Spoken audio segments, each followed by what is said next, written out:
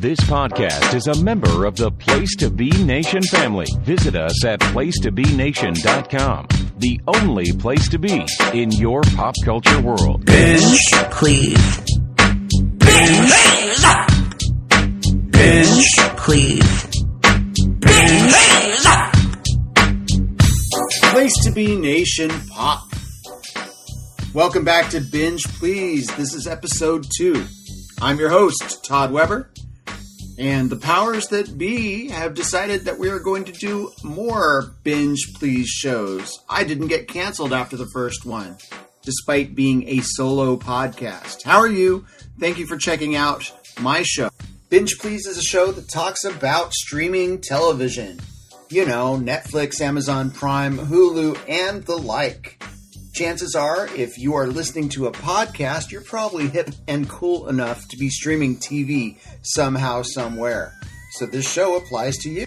Binge Please brings you news about streaming services. We look at shows that are being rotated in and out, off and on your favorite streaming services. And we review bingeable TV shows or movies with a guest, hopefully. And this time I do have a guest, but we'll get to that in just a second. In the weeks to come, we'll be adding social media accounts on Facebook, Twitter, and Instagram. Not up and running yet, but for now, if you'd like to give me input or feedback, just like Place to Be Nation Pop on Facebook. That's a good place to do it there. On today's episode of Binge Please, I'll be talking specifically about what's coming and going in the month of April on Netflix. Talk about One Day at a Time's cancellation, new show on Hulu called Shrill. We'll talk about the new Stranger Things trailer that dropped this week. Talk about Mindy Kaling getting a brand new show on Netflix. Brand new Amy Schumer stand-up special. We'll talk about the debut. Look at early reviews of the Motley Crue biopic, called The Dirt.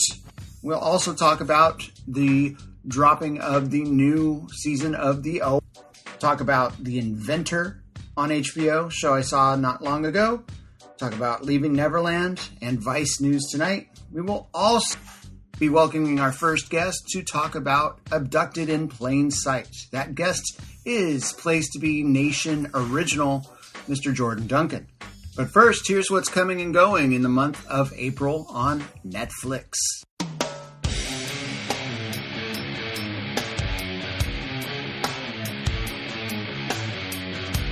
Coming April 1st, Ultraman, Netflix original. This looks to be an anime based on the original Japanese classic live-action show Ultraman. Not something I have a lot of reference for, but I do remember it being a thing and having some cool toys.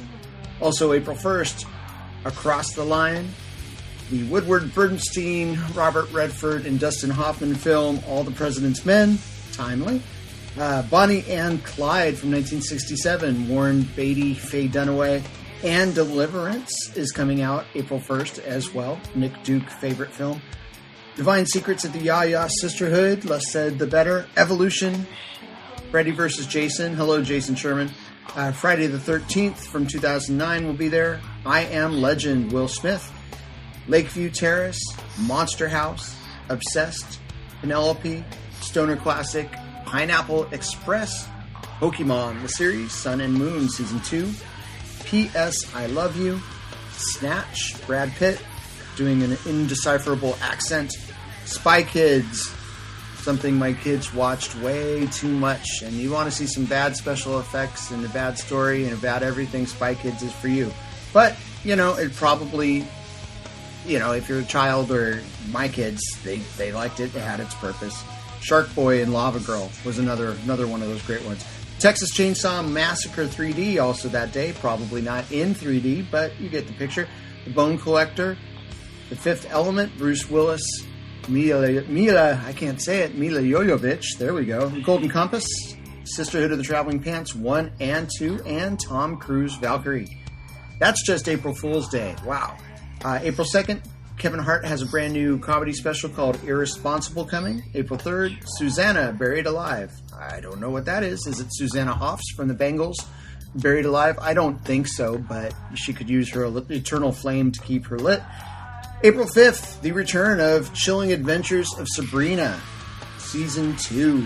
Kieran Shipka from Mad Men plays Sabrina. Saw a couple episodes of the first. My wife did see the entire first part 1 of the season. Liked it quite a bit, and we did not like Riverdale, and this is kind of a step above. Also, a show called In the Shadows drops that day. Legacies Season 1, Netflix original called Our Planet. Persona Collection, also a Netflix original. Roman Empire, Caligula, The Mad Emperor, another Netflix original. And Spirit Riding Free, Season 8. Tijuana, Netflix original. And also on April 5th, we have a Brie Larson directed movie called Unicorn Store, also featuring Samuel L. Jackson. So, not quite Captain Marvel and Nick Fury. I saw the trailer for this, and I don't know what to think. It did not look like it would be for me. But you never know. April 9th, Trolls, The Beat Goes On. Speaking of not for me. New Girl, Season 7, April 10th. You vs. Wild, also April 10th. Another movie called Black Summer. I believe that one also features Kieran Shipka. April 11th. April 12th, A Land Imagined, Band-Aid, Huge in France, Mighty Little Beam, The Perfect Date, The Silence, another horror film, I believe, and Special, something called Special.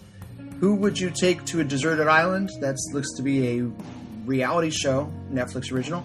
On Tax Day, April 15th, Louis Miguel, the series, Season 1, No Good Nick, The New Romantic. April 16th, Super Monsters Forever Friends. Children's programming, it looks like.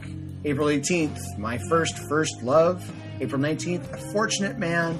Brene Brown, The Call to Courage. Cuckoo, Season 5. I, Daniel Blake, Music Teacher. I should check that out because I'm a music teacher. Ryakuma and Kaoru, Netflix original. Samantha, Season 2, and Someone Great. Something called Grass is Greener comes out April 20th. On April 22nd, Pinky Malinky Part 2 and Selection Day. April 23rd, comedy special, I Think You Should Leave with Tim Robinson. April 24th, Bonding. April 25th, Quentin Tarantino's The Hateful Eight extended version. That should be interesting. The Ugly Truth, also that day. April 26th, The Protector, Season 2. Remastered, not your colon getting remastered, but remastered. Devil at the Crossroads, another Netflix original. I won't say controversial, but the newsworthy She-Ra and the Princesses of Power updated for you here in the 21st century. Season 2 drops that day. Street Food, The Sapphires, and Yankee also dropping on April 26th. April 27th, American Honey. April 28th, Senora Acero. April 29th, Burning. The Imitation Game featuring Benedict. I can't say anything today. Benedict Cumberbatch. Finally, April 30th, we have Anthony Jeselnik, comedy special called Fire in the Maternity Ward. He's a very funny guy. You ever see him on the Comedy Central roasts? He's usually doing good stuff. Baki Part 2, and finally, Ingress, the animation.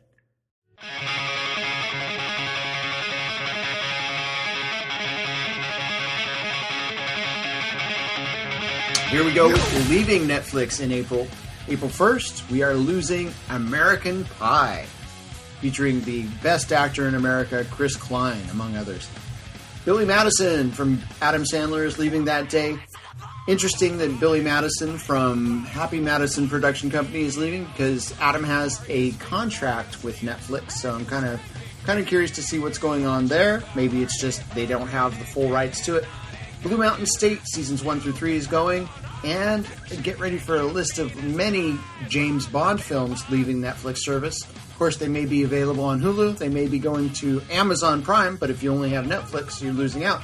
Casino Royale, Diamonds Are Forever, Die Another Day, Goldfinger, Happy Gilmore is not there. That was me reading out of order. Of course, Live and Let Die, Octopussy, Living Daylights, Man with a Golden Gun, Spy Who Loved Me, and The World Is Not Enough, as well as You Only Live Twice. Those are all James Bond films leaving then.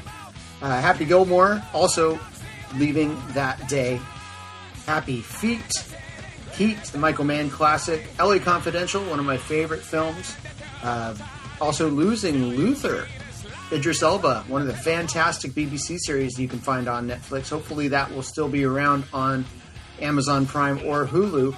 Pokemon XY Seasons 1 and 2 is going. 7, David Fincher, modern crime classic, one of my favorite films. I don't know what that says about me because it does not have a happy ending. What's in the box? Sex and the City, the movie. A movie that is almost as gripping and thrilling as 7. Also leaving that day is Wallander. And then April 4, it looks like Eddie Murphy's Raw is leaving. Some of that comedy has not aged that well. Leaving April 7th. Star Wars, The Clone Wars Seasons 1 through 5, and Clone Wars The Lost Mission. So you have to imagine that those will all end up on the Disney Plus streaming service when that opens. Leaving April 13th is Video Game High School Seasons 1 through 3. April 18th loses Silver Linings Playbook, the overrated Bradley Cooper and Jennifer Lawrence movie. Now, it's not bad, but I did not like it that much. So that's what's coming and going from Netflix in the month of April.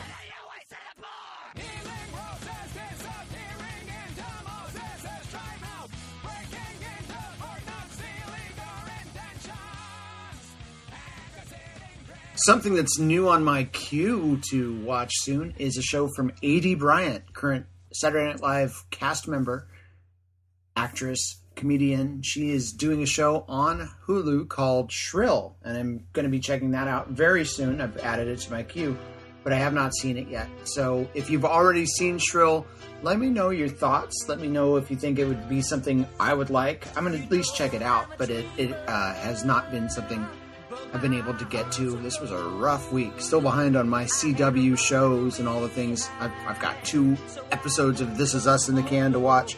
It's tough, you know. Something I like to call selection paralysis. There's just so many choices that sometimes we just freeze because of the pressure of it. And it's funny, entertainment is not supposed to be this dramatic, but at sometimes entertainment is drowning us. So we're here at Binge Please looking at things that we think are good, that we've seen, and can recommend to you. And I look forward to your recommendations too. So if you've seen Shrill, let me know, and I'll get your feedback on the next episode, and I'll let you know how I liked it watching it. Something else I'm looking forward to watching soon is The Dirt, a motion picture about Motley Crue based on their book. Most of the Place to Be Nation members who have seen it so far enjoyed it. Some people I have seen online have given it mixed reviews or bad reviews. My friend Skid gave it a very interesting review. Here's his 1-sentence review of The Dirt. A shitty movie about a shitty band comprised of shitty people. So, your mileage may vary with The Dirt. I'm looking forward to it. I had some affection for Motley Crue growing up. Certainly not Shout at the Devil that era, but more the Girls, Dr. Feelgood era. That's certainly my wheelhouse, and I do really like Home Sweet Home. Kind of the ultimate Motley Crue power ballad. So interesting stuff. I'm sure there will be debauchery aplenty in The Dirt. Now streaming on Netflix. Netflix has decided to not renew One Day at a Time, the traditional sitcom, which is a remake of a 70s sitcom, but recast with a Latina crowd. After 39 episodes, they decided the ratings aren't going to get any hotter, and they have pulled the plug. Now, this is a very liked show online, and Broadway's Lin-Manuel Miranda, who genius behind Hamilton, is advocating for a renewal or a move to another network, which who knows how that will work. But Lin-Manuel is kind of a powerful guy in Hollywood, so who knows? Who knows what's going to be happening in the future for One Day at a Time. But it's sad to see it go. I have not watched it, but I have heard good things. I was not a fan of the original incarnation with Bonnie Franklin and Pat Harrington and Valerie Bertinelli, of all people, that have kind of nightmares about those bell bottoms and kind of a weird theme song and all that. But new version was liked by many, so we'll see what happens in the future. Also in Netflix news this week, Stranger Things 3, or at least Season 3, Stranger Things trailer dropped, and to many people's delight. I did not watch it, and I'm trying to not get spoiled. I don't want to know anything, much like Star Wars. I don't watch Star Wars trailers. I'm trying not to learn too much about Avengers Endgame, but unfortunately, it seems a lot of those details have found their way into my brain.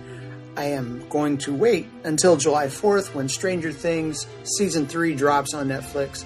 Stranger Things, of course, is the teen horror television show based in the 1980s, kind of right my wheelhouse. Those kids are all the same age I was. My generation, Generation X, arcade-going, skateboarding, latchkey kids. So, kind of right, gets me in the feels. And I've loved the first 2 seasons, obviously, and I've been very glad to see that. And it was kind of a surprise. It's one of those shows that I didn't know a lot going about when it came out, and loved it from the very first episode. And I know many of my friends, genre fans, are into it as well. So Stranger Things 3 coming soon. There is a trailer, but I am trying to avoid learning anything about Eleven and Mikey and the Upside Down and the Demogorgons and the Demo Dogs. In other news, Amy Schumer, controversial comedian, has a new special on Netflix, stand-up comedy. Most of her stuff has been on HBO to this point, but now she is, like so many others, signed a deal with Netflix to premiere her comedy and have it on there. I have not seen it. I will probably check it out, but Amy Schumer is somebody who I've seen some pretty good funny stuff from on the Comedy Central network. Most of her show was entertaining, and she's always been good on the roasts, and her stand-up and her movies are fairly polarizing. Some people love it, some people hate it. I enjoyed the John Cena stuff from her first movie, and I'll probably check out the new Amy Schumer comedy special, throw it on Netflix as I'm falling asleep one of these nights. Other things I've been watching lately, The Inventor documentary on HBO. I thought it was very interesting. I enjoyed seeing somebody fail spectacularly, because I have the Schadenfreude gene in me. I did also watch Leaving Neverland, and I gotta say, I may not have ever been so depressed after watching a show, kind of like Leaving Las Vegas documentaries, but I don't think I'll ever listen to Michael Jackson music the same way again, and it's going to be hard. Some people can appreciate the art, but separate it from the artist, like they can watch Chris Benoit matches. I have a hard time with it, just because, and Michael Jackson was part of my youth, part of my childhood, but I know the first cassette tape I ever owned was Michael Jackson Off the Wall. Certainly had Thriller, Bad, Dangerous.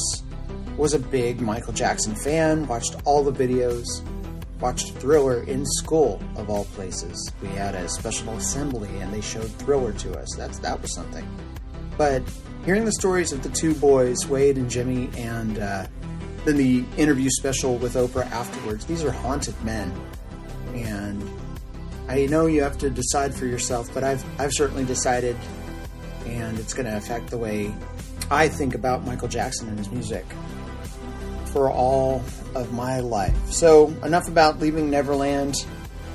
I think you should see it if you have access to it on HBO. Also, if you have HBO, you should watch Vice News. Vice News is pretty much the only media company news, other than what I'll read on the internet or read from news sources. But I don't like television news. Even CNN, Fox, everything seems to be a little bit slanted one way, and you don't really get objectivity. In Vice, I'm sure there's some who say that, Vice has their own, but I watch Vice News on HBO, and I feel that is as objective a news source that reflects my point of view, or at least asks the kind of questions that I would ask. So if you get a chance to check out Vice News 3 to 4 nights a week on HBO, if you are a subscriber or you have a login to HBO Go or HBO Now. Coming soon from Netflix, a new show from Mindy Kaling. I enjoyed The Mindy Project back in the day on Fox and then Hulu. And of course, I loved Mindy on one of my all-time favorite shows, The Office. Will be nice to see what she comes up with on Netflix. So we'll see what her project is. The last thing I've got is there's a new series or new season of The OA, which is a crazy, crazy show. One of the things my wife will watch and I kind of stay away from. So if you're into that, it has dropped. So that's it for streaming news, coming and going. When I come back from the break, we are going to have our first guest here on Binge Please. And we're going to talk about a movie that you may or may not have seen, but it will be spoilers ahoy, because Jordan Duncan will be joining me to talk about Abducted in Plain Sight. So stick around. I'll be right back. Promotional consideration paid for by the following. Place to Be Nation's JT Rosero and Chad Campbell here. We want to let you know that we have over 24 podcasts available on iTunes, Stitcher, Google Play, and PlaceToBeNation.com. We now offer them to you on 2 great feeds. On the Place to Be Nation Wrestling feed, we dive into topics running the gamut from today's WWE to the glory days of yesteryear and the ins and outs of the territory days. In addition to our full-length shows, we also deliver to you special pod blasts on topics old and new. The Place to Be Nation Pop feed is a veritable treasure trove of great content. Offer tremendous shows covering the land of movies, television, life, comics, and sports, brought to you by the most knowledgeable and insightful folks in the podcast world. You can find all these great shows, plus archives of our past podcasts from over the past 8 years as well, by subscribing to both feeds on iTunes. And while you're there, be sure to rate and leave feedback as well. All of these shows, plus others, available on PlaceToBeNation.com, where we cover pro wrestling, sports, movies, comics, plus in-depth stretch projects, and much more. Be sure to support our site by using www.PlaceToBeNation.com/Amazon when doing your online shopping. We want to thank our friends at Boneheads Wing Bar, ProWrestlingOnly.com, and TheHistoryOfWrestling.com as well. Be sure to follow us on Facebook, Twitter, Instagram, and Tumblr. PlaceToBeNation.com, the only place to be in your pop culture world.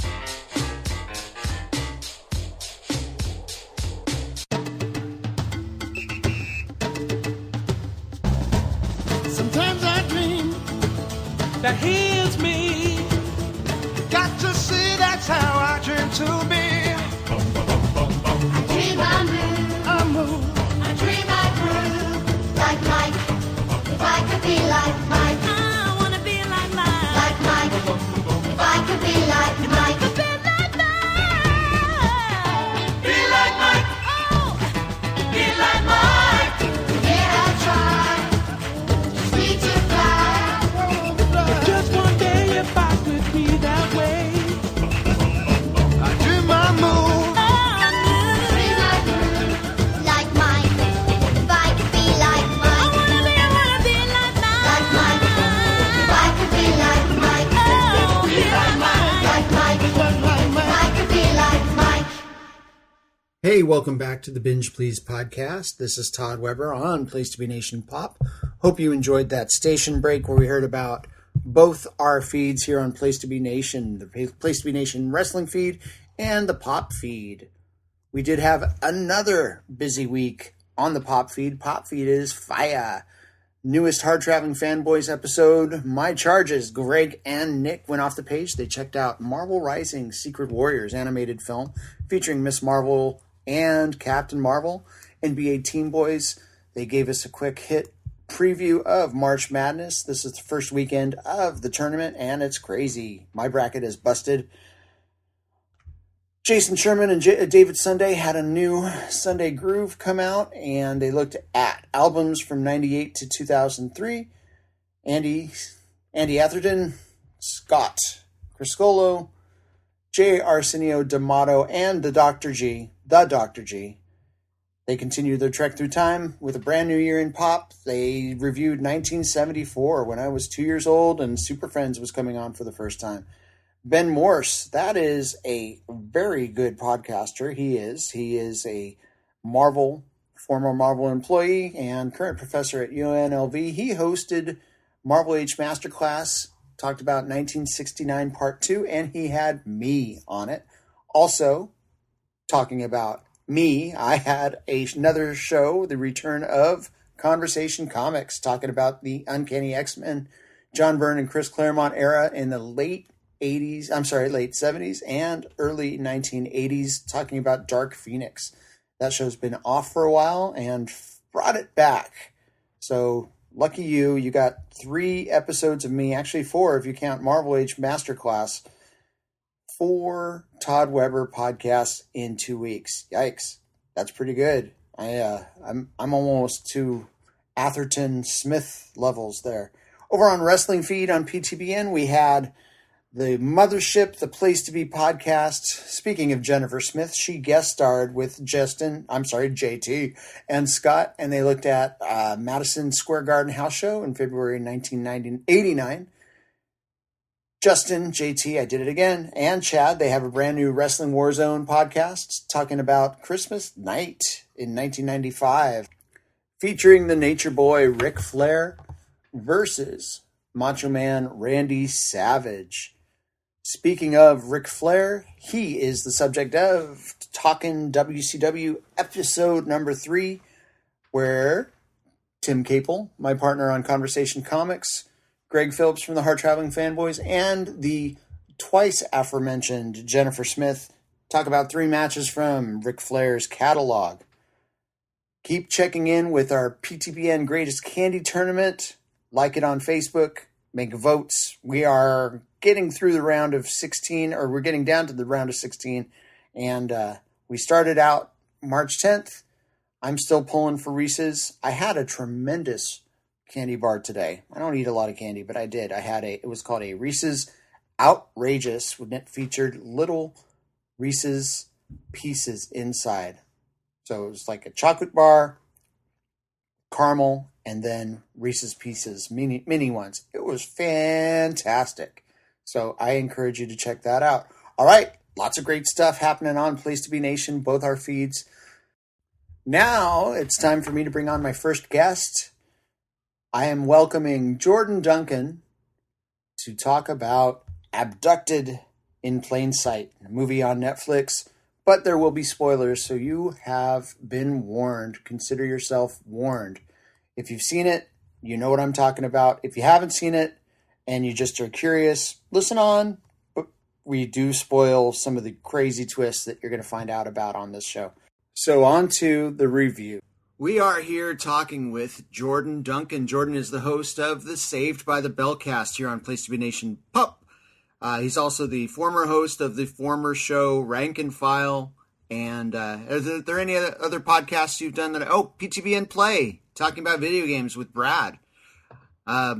Jordan Duncan, ladies and gentlemen, here he is. Yes. One of the original Core 4 members. That's right. Many of us long since released for our Wish to Well in Our Future Endeavors by Scott Criscolo, but we all left on good terms, I think. So the door is open to come back one day. We just got to get that reunion, get the band back together, I think.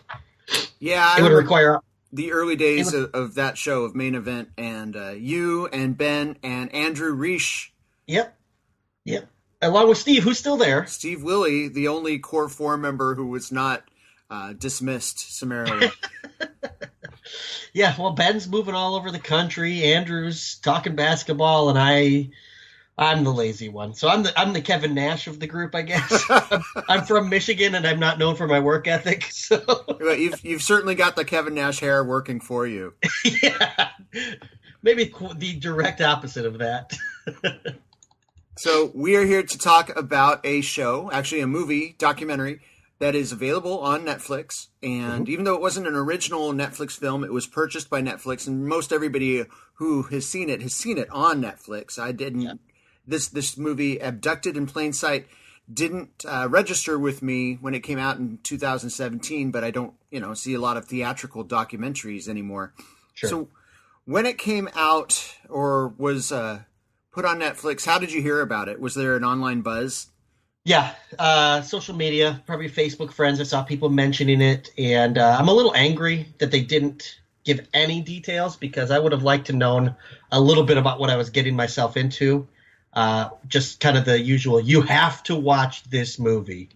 And me and my wife and her best friend Melanie sat down to watch it one night together, and we were surprised with what we ended up seeing. So.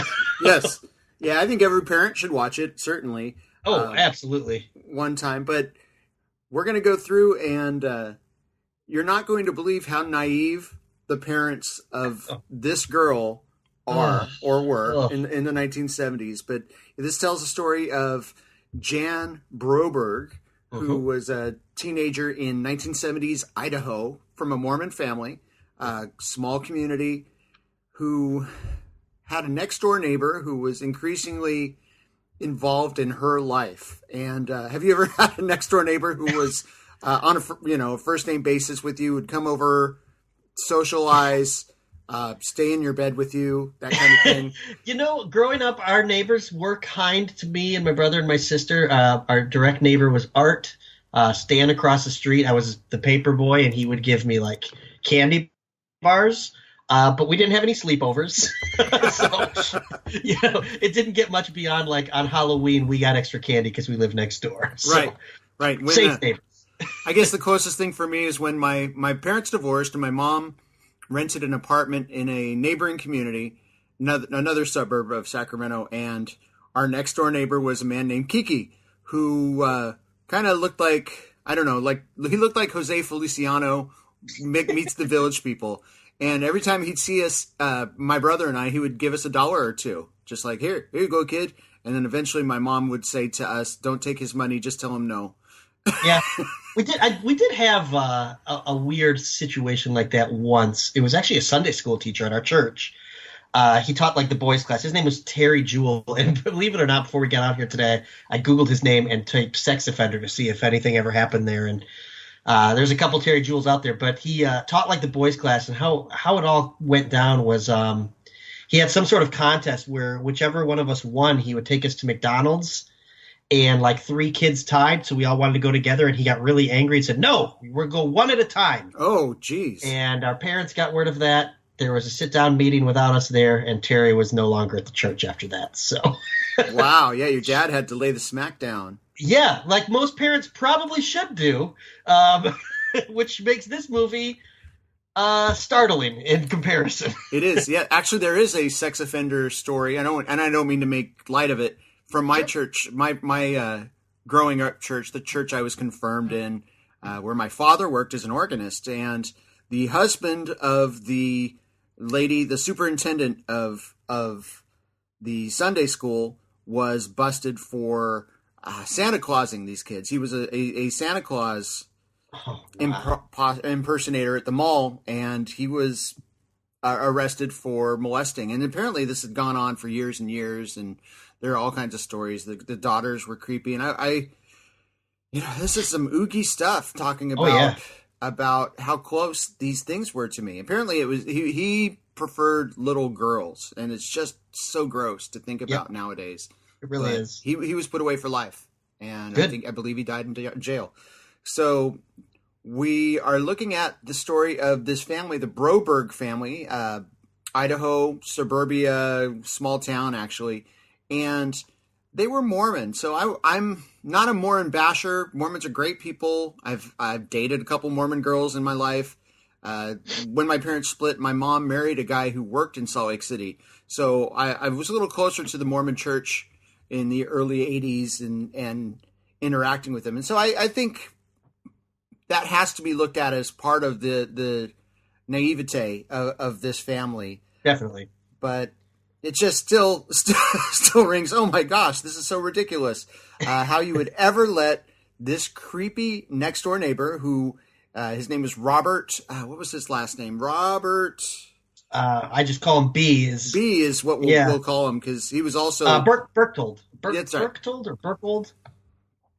Berchtold, I think. And yeah, I'll double check that. I'm not looking at the page right now. Sure. But he and his wife, and did he have kids too, or was it just he and his wife? No, he had kids. I'm remembering pictures. We never heard from them in the film, which I could understand why, but right. I believe they had kids. We hear recordings of his voice throughout and threatening phone calls. Berchtold, there it is.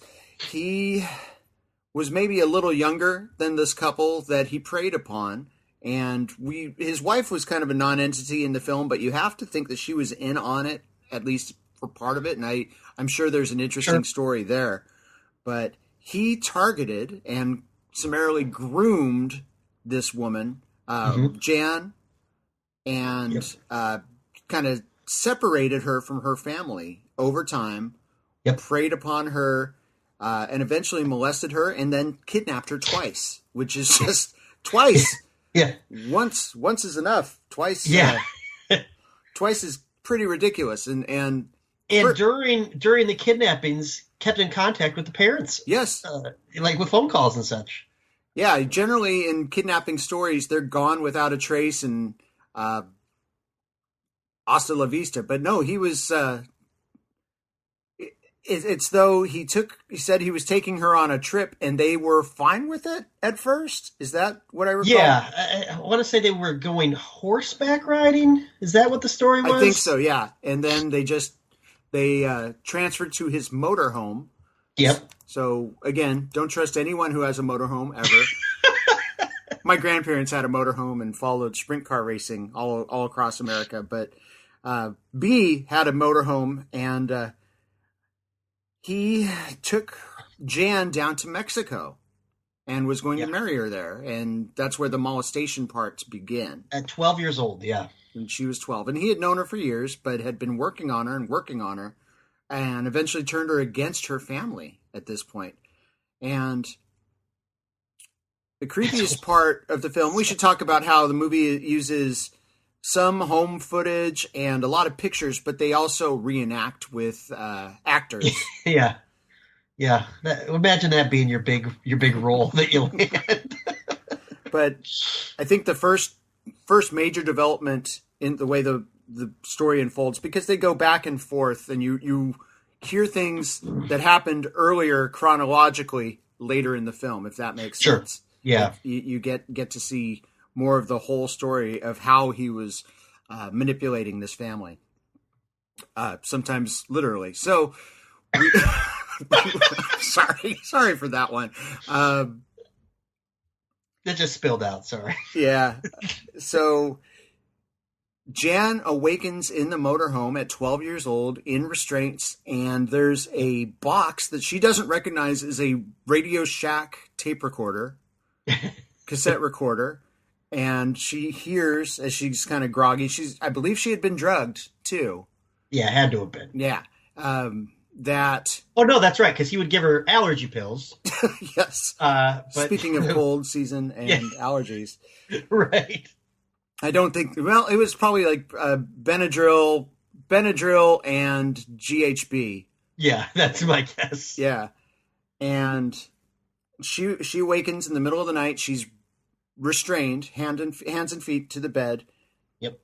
And told by a mysterious, distorted voice that she is half alien. Not the least of which thing. This is not even the most ridiculous thing in the film, but at this point, you're just kind of accepting everything because we've seen this story unfold and how increasingly bizarre it gets throughout the story. She's told that she is the half alien daughter of a lost civilization and that she needs to procreate to keep the civilization going or colonize the planet. What was the story? Essentially just to keep their race alive, I believe. I don't know. I mean, it was enough to fool a 12-year-old girl. Right. And she talks about how she had been raised on the Christmas Story. So the idea of your mother being really your mother, but your father being an otherworldly entity was no big deal to her at that point, you know? Yeah, I guess that's not how I've ever viewed the Christmas Story, but I guess, I mean, it's true. Like, I mean, I guess that's true, but I never view it as the father needing to come down and have sex with the daughter. Right. Not the 12-year-old and the aliens tell her that, well, if you don't agree to fulfill the mission, this was a mission that the aliens were telling her she was on, right. That we're going to go after your sister, who is also half alien. So to do this, we have picked this man, this married, much older man, to lay with you, and so do whatever he says. And eventually she acceded to it. Yep. Which is just crazy. And we don't hear, thankfully we don't hear too much about I guess she did talk a little bit about it, but it doesn't go into, say, the detail that the Michael Jackson documentary I recently watched. We're just told that it happens, and we kind of move along. And like you said, I mean, it seems foolish that she would believe it, but she's a 12-year-old girl. You know, she's still a kid, and this is the 70s. I don't know that kids now are smarter, but I think there's more access to information. To where I would think, like, my son's 13. I don't think he'd be fooled by anything like this. I hope. Right. Just because of technology, you know, like even like you mentioned, she didn't recognize it was like a Radio Shack, like probably like a CB radio or something. And she couldn't even figure that out. It's crazy. And we were a generation of latchkey kids, you know, if both your parents worked, you were on your own a lot, and you would play around the neighborhood, and, you know, your parents would see you at dinner, and it was fine. You know, even me growing up in sometimes bigger cities, it was still fine for me. And I don't know what changed culturally, where that became watch your kid at all times. Because nowadays, I mean, I can't imagine just letting my kids run around and then I'll see you in a little bit. Right. I've got a 12-year-old too, and no, I can see him trusting somebody, but I can also see us never letting him have this kind of relationship with anybody ever. I mean, we're certainly not an adult male, you know, or female. But, you know, in video games, we get stories sometimes, people through Overwatch or Fortnite or anything online. These kids will start a direct chat with somebody or be targeted by somebody. But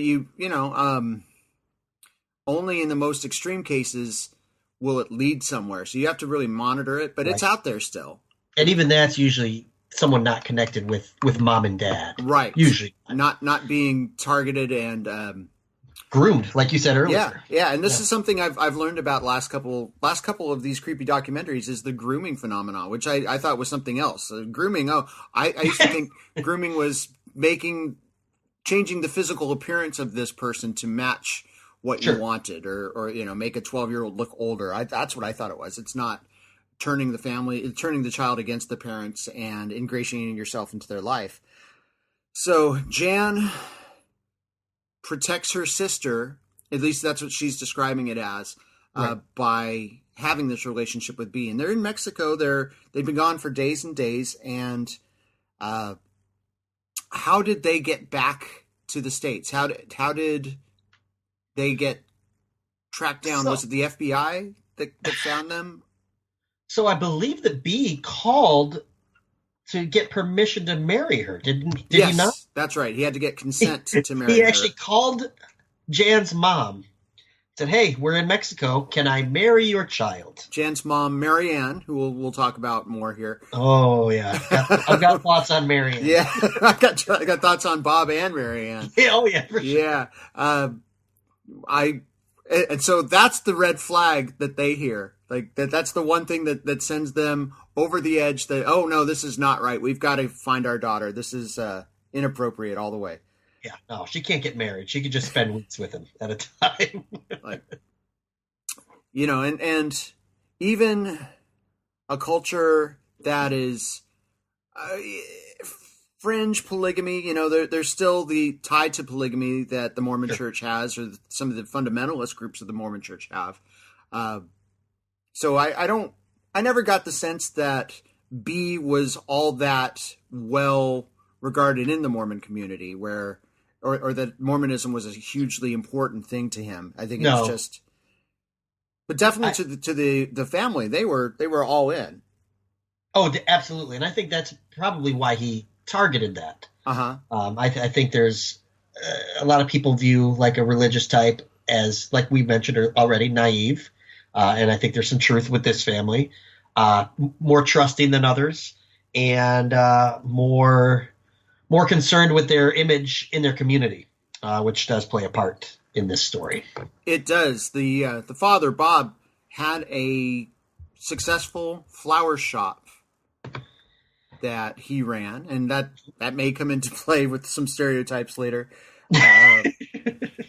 But yeah, he was notable in the community. They were well connected in their church, and B just goes for it with this family. He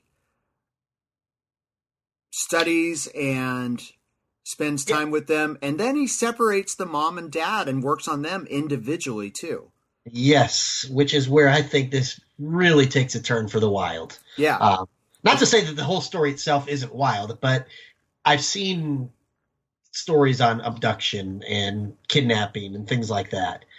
But then when the parents start to talk about their relationship with him, that's when I let out the audible, what? I've never heard anything like this, ever. Yeah. And, I mean, you do, understanding about grooming, the perp targets and tries to destroy everything that's a tie for the girl to her parents. Sure. But to confide in the dad that I'm struggling with things and my sexual aggression, and they go for a drive, and he convinces the dad to give him a hand job. Yeah. Out on the road, it's just one day there. He and it's well described. I appreciate the candor that the father uses here, because I've never gone on a drive where that ever came up. Right. I've had a lot of really good friends over the years. That's never approached my mind with male friends. And as a married man, even, with the female ones. But when he started going there, you kind of got the sense you figured out what was going to happen. And my brain is saying, no, they're not really. No. This is not really the case. This is the case. And apparently I think B targeted Bob Broberg as a closet homosexual. That's what I think as well. He sees this guy who's still closeted to this day, I believe. Well, he passed away.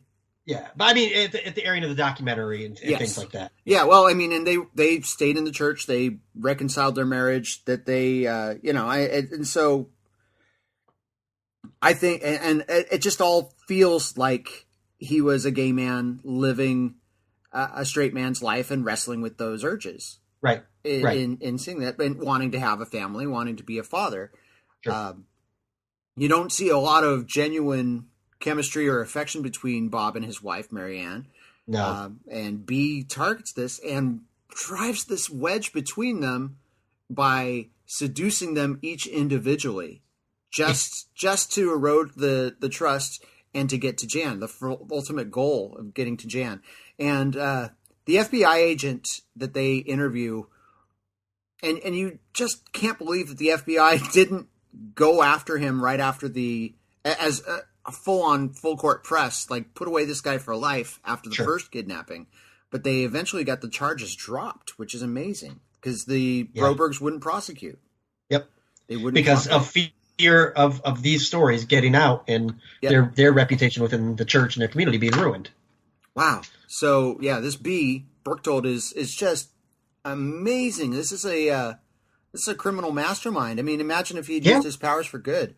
Right. Work for the CIA or something. Yeah, I mean, like even we suspect, that there was like some homosexual tendencies or things like that. But for him to spot that and to see that and use that to his advantage because it was advantageous. I mean, it's mind blowing to see that how one man could manipulate really an entire family. The whole family. Even I don't know his relationship necessarily with the other daughters, or I don't recall. Sure. Yeah, that's not really explored very much. But it's then revealed that B was preying upon the vanity of the wife and buttering her up and telling her that you're in this unhappy relationship. I can do so much for you. You're a beautiful woman. He's sensing that she's missing something, and they begin an affair. Yep. And it just, my goodness, this is so, the sickness is so deep and twisted in this film. I mean, I've given a spoiler warning, and so I assume everybody who, if you're listening to this, you're either never going to see it or you've seen it already. Sure. But my gosh, he was. In a movie about kidnapping and child sexual molestation and things like that, I actually think this was the creepiest part of the story to me, just in the way that her name's escaping me. What's Mrs. Broberg's name? Is it Marianne? Marianne. Yeah.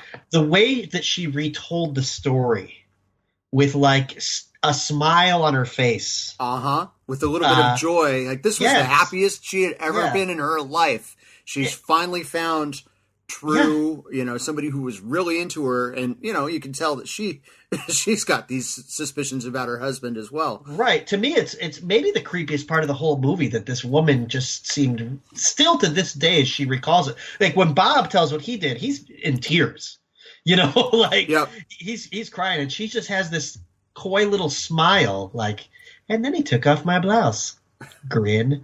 And I'm like, this is the guy that raped the child over and over and over. Like, ugh. So it's gross. It is, and she and her daughter do these publicity book. They had a book that they shopped, and she and her daughter were still close, and apparently the family definitely reconciled and put this all behind them. Yeah, I think that's another documentary you can make. How on earth does reconciliation come there? That's a lot of forgiveness for old Jan. And I think I was somewhat impressed with how Jan presented herself. Yeah. The recall, the detail in the stories, and yet pressing on. So I give a lot of credit to the director, the documentarian. But, she's had written a book at this point and had all her stuff together. But she's deeply affected by it. She's obviously very, very upset about it, but she's very healthy with the way that she's presenting this about her. You get the sense that she had to make the choice to either deal with it, put it in her past and move on, or succumb to just this despair, this terrible, terrible thing. And even though it defines who she is, you can see that she's a beautiful woman still, taking care of herself and has worked as an actress. So the second kidnapping, after all this had gone down, he gets her again and he takes her to Los Angeles and hides her there. He plants her there under an alias, enrolls her in a Catholic school, and would see her every couple of weeks. But even then he was under surveillance. Yeah. So he kind of sold to the nuns that he was a FBI agent, a CIA agent, something like that. Top secret. Golly. And even though the end was near, he just was getting more and more brazen with this. I mean, he's under surveillance. He disappears from Utah where he's being watched. It feels like, wow, where did he get all this money to do this? I can't relate. Right. But no, certainly not. And probably my favorite recollection is the brother of B. He knows what a sicko his brother was, and he's kind of we did everything we could. We know. Oh yeah, they knew he was a perv. They did. I like the brother quite a bit here because he doesn't mince words. He talks about what a sicko B was. Yep. So I think I'm trying to think anything else we should cover on this. On this movie, any questions? What'd your wife think? We were all just kind of shocked by it. It's just one reveal after another, because again, we went into it just because people were saying this is good, but we didn't really know what it was. And I mean, you can figure out from the title, Abducted in Plain Sight, it's about like someone being kidnapped or something like that, or trafficked or something. So we kind of went in blind, and just learning each piece of the story over and over. At first, sometimes you feel sad. Like, I think anger is the overriding emotion as you watch the movie. Anger, not just with B, who is the criminal, but with the parents who just really allowed it to happen. Like, B is a criminal, and not to excuse his behavior. He's wrong. He should be in jail forever. Actually, he's passed away too, correct? Yes, his death is covered in the film. He committed suicide in jail. That's right. But, there may even be some mental issues there. Not to say that he can't help himself, but... Or was abused as a child. Right, absolutely. But these parents who willingly let this happen and who put the girl on a plane to see him and who let the guy stay in her room over and over and over as his therapy. Yep. It's just Yeah, we maddening. should talk about that. That they were that he presented a psychiatrist saying this is what he needs. Yeah. To them. Just stay in Jan's room 4 or 5 nights a week. Oh, it makes you think, what's wrong with these parents? What's wrong with this? How do you ever get to this point? You know, as a parent, I just don't relate. I can't imagine this happening, and yet it did. Right. And we've used the word naive a few times because, again, you know, it's 40 years ago. Right. Technology's not there. But come on. You know, naive only goes so far, you know. And I think their own, I guess, self-preservation, for lack of a better term, their own concern with what others would think of them overrode their care for their daughter, which is why you get angry with them. Like, they put their daughter in this situation just so their secrets wouldn't get out. And it's like, listen, tell your secrets, man. Tell your secrets and keep your kids safe. If I had a secret that, you know, would shame me and shame my family, but it meant my kids wouldn't endure trauma, then I'd deal with the shame. You know, I'd like to think that I would. So, by the way, one thing that we discussed, and I'm kind of watching it on mute with the captions on as we're talking. The mission was for her to have a baby. Yes. And the baby would save the alien race. That's right. So, yeah. And if Jan's kind of framed into doing this, if we don't get it from you, we're going to go after your family. So she justifies it by saying, I've got to take care of my sisters by doing this. Right. But eventually, you know, you listen to her, like voice recordings and telephone recordings, she becomes kind of a bratty teenager. Yeah. You know, and I don't blame her. I mean, every teenager goes through a rebellious phase, but she really goes off against her family and acts like, as a 16-year-old, she's pretending, acting like she's much older. And right. I can make all these decisions for myself. And just, how did this happen? But she came off to me as, I mean, it's like a perfect storm. I know that's a cliche, but she had the personality and the, I don't want to say narcissism, but the ego that this was everything she wanted in some way too. Right. It just sucks. Right. Which again speaks to B grooming her because she had sisters. And he chose her, you know? So him getting close to the family, he probably saw in her personality, well, I could convince her, you know, which is just more mind into another peek into his sick mind. But yeah, there's just so much that there's so many points where you think, well, if they'd done this, it would have stopped. Or if they'd done this, it would have stopped. If they'd done this, it would have stopped. And I don't place any of the blame on Jan. Like, yeah, she could have went to her parents and said, this is what's happening. But she was a kid. She was fooled. She believed if she told, I think her parents would die, right? Like they would be zapped up or something like that. He would hurt. You know? They would be hurt. And B gets desperate and he eventually burns down the father's business. Oh, gosh. I'd even forgotten about that part, to be honest. Like, it is wild. It is wild. I mean, for it not to have ended there. Right. It's like, well, maybe we'll give him one more shot. Yeah. I mean, everything was traceable. I mean, the FBI, you feel like they could have done more, but then you look at the legal system and the way the parents were framed and didn't want their secrets to get out. The FBI couldn't move on this without their cooperation until I don't know what the big difference was the second time.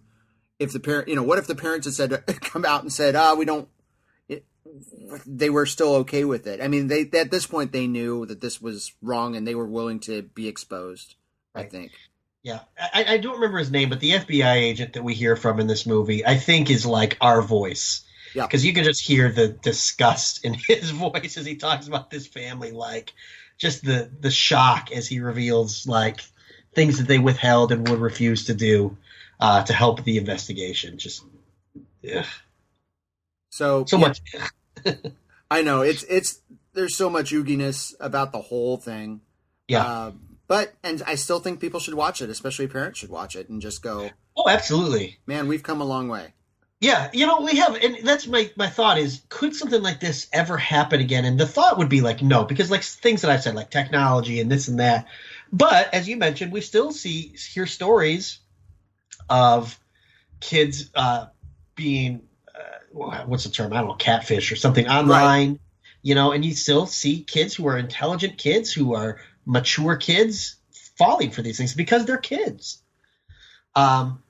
I'd like to think the parts that couldn't happen is that a mother and father would both willingly allow it to happen. Uh-huh. But that's maybe just me having a little too much faith in humanity. I don't know. I've seen some pretty crappy things, and right. we get these right. parents. Maybe on the other side of things, these overly involved stage parents, or little league parents who are willing to do anything to get their kid on the team, right. And so, yeah, I don't have that much faith in humanity. Pete Welch, that's the lead FBI agent from there. Okay. I found where he is introduced, and it's really nice that they had access to him and his perspective, because it helps frame the documentary in a way that you get a lot of the perspective, and you get somebody who is, like you said, saying the things that you're thinking. Like, right. What on earth is wrong with these people? It's just. And even that, too, I think what's kind of interesting, again, I guess maybe how we've changed, is that an affair is enough to allow your daughter to go through this. You don't want to find out about an affair. Not to say that like affairs are encouraged nowadays or anything like that, but I think maybe they're a little more commonplace, or maybe it's a little more understood that it happens. Or that to me is kind of the event horizon for divorce in America. Was the 70s. You started seeing divorce along with the sexual revolution, sure. The pill. You just saw these things being a little bit more accepted, and so they were happening. People had affairs forever, as long as right. But for these things to come out into the open and to end marriages or be right. dealt with instead of just swept under the rug and silent resentment for the rest of your marriage. Right. Sometimes you'd have an affair and it would go away, or you'd get counseling and deal with it.